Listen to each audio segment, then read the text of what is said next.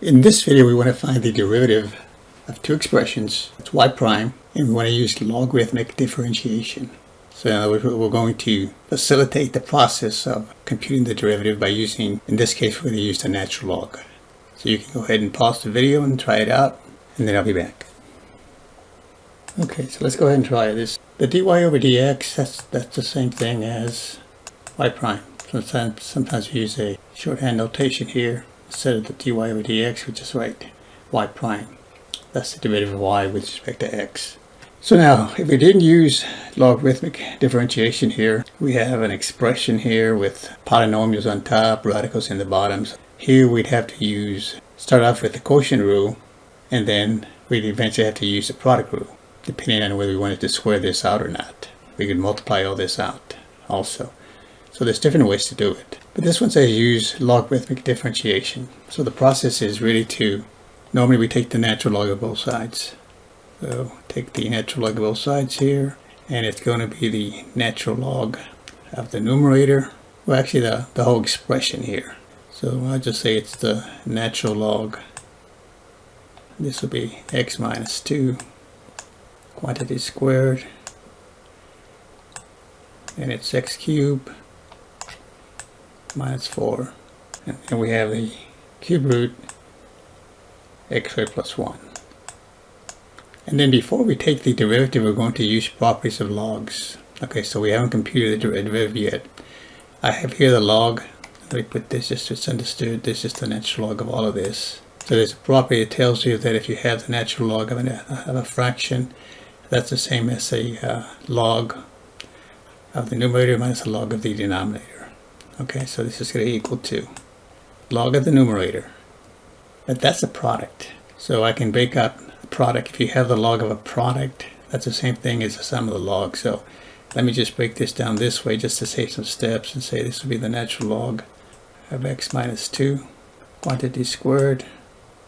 And again, the log of a product can be written as the sum of the logs. So this will be plus the log, natural log, x cubed minus 4. And again, I want to put this here. And then this would be minus the natural log of the denominator. So we're simply using the property that tells us that if I have the log of a fraction, it's the log of the numerator minus the log of the denominator. But the numerator is a product. So I use another property to break that down this way. And then this will be minus the cube root of x squared plus 1. So again, I haven't taken a derivative yet. I'm using properties of logs. So then this is equal to property of logs that allows me to take these exponents and put them as coefficients. So this 2 can become a coefficient. This will be 2 natural log x minus 2 plus this one I'll just leave the way it is, natural log of x cubed minus 4. And then this one here, think of this as, this is the same thing as, you can rewrite this as x squared plus 1. Cube root is the same thing as this to the 1/3. And again, I use the same property. This 1/3 can come over here as a coefficient, so this will be minus 1/3 natural log of x squared plus 1. So I've simplified this. So now I'm ready to take, I put the natural log over here. So now I have natural log of y equals to this, which is the same thing as this. So it's just broken down using the properties of logs. So now I'm going to take the derivative of each term, and here I'm going to use implicit differentiation. Y is actually a function of x, so because it's natural log, the formula here is 1 over y. So it's the derivative of y with respect to x. I'm just gonna put y prime here. That's what happens when you have the derivative of the natural log of some expression, and where that expression is a function of x. It's 1 over whatever that is times the derivative of whatever this is. In other words, if this were an x squared, it would just be 1 over x squared times the derivative of x squared, which is 2x. And you simplify it. But that's what we get here. And here the same sort of thing. Just treat this like function of x. It could be u, so it'd be 1 over u times the derivative of u. So in this case, I'm going to put the x minus 2 in the denominator. And in the numerator, it's going to be the derivative of whatever this expression is. Derivative of x minus 2 is 1, but that's multiplied by 2. I get that. With the next one, same sort of thing. It's natural log, so the formula for that is this goes in the denominator, so it's x cubed minus 4. And the numerator is just the derivative of that x cubed minus 4 with respect to x. So the derivative of x cubed is 3x squared.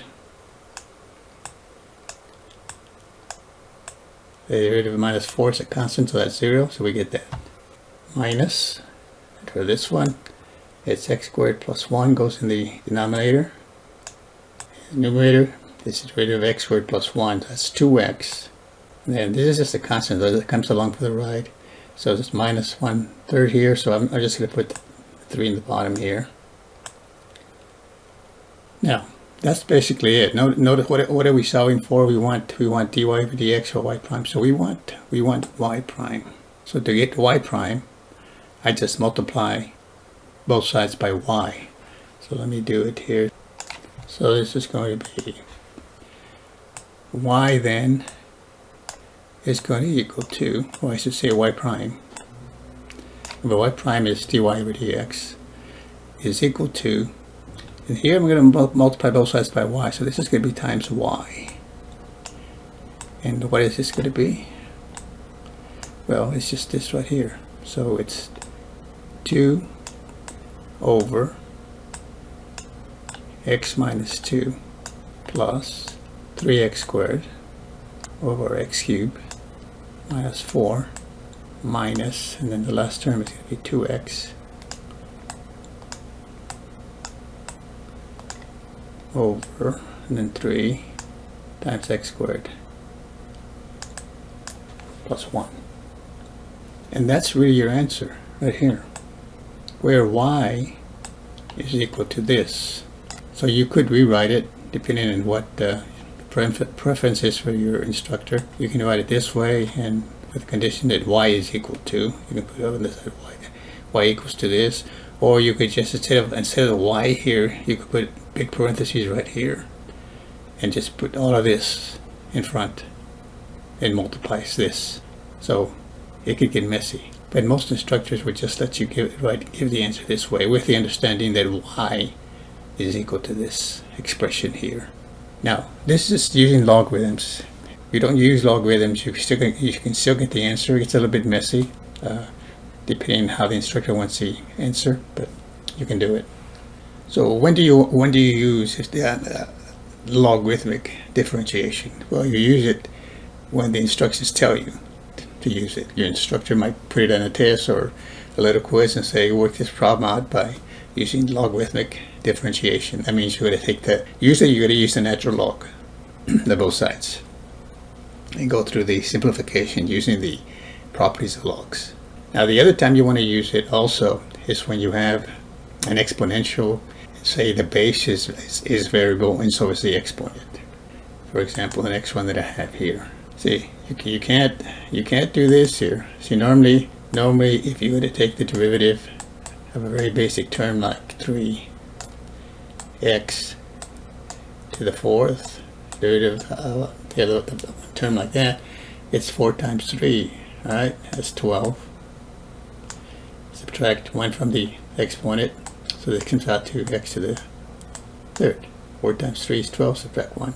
That's one of your basic formulas for derivatives. Well, that's not going to work here, because this only works if the exponent is a constant. See, the exponent here is a variable, so this is not going to work.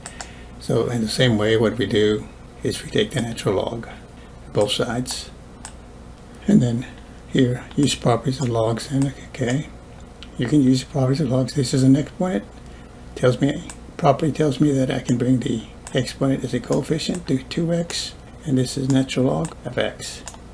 Now I can take the derivative. Treating y as a function of x, And because we have a natural log there, the derivative of this is going to be 1 over y times the derivative of y with respect to x. So this is y prime, or dy over dx.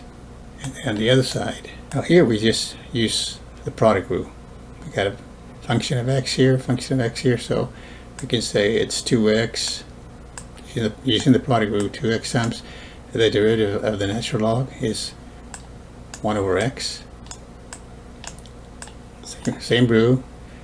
The x goes to the denominator, and in the numerator it's the derivative of x, which is 1. We get that plus, and then it's the natural log times the derivative of the first term, the 2x. Derivative of 2x is 2. So this is just this, like that. So then I get y prime over y equals 2. And then here, the x is cancelled out here. This gives me a 2. And then this is a plus 2 natural log of x. And then solve for y prime. So I multiply both sides by y. Remember, y is just this. So see, in this particular case, the y doesn't have that many terms, so I can just rewrite the answer this way and say, okay, the answer then is going to be y prime equals 2. So I put parentheses, 2 plus 2 natural log of x. And then multiply by y here. Multiply both sides by y, it cancels over here, and it puts the y right here. But because y is pretty simple here, it's just x to the 2x, I just go ahead and write it in and say this is x to the 2x. And that's the simplified form. Thanks for watching. We'll see you next time.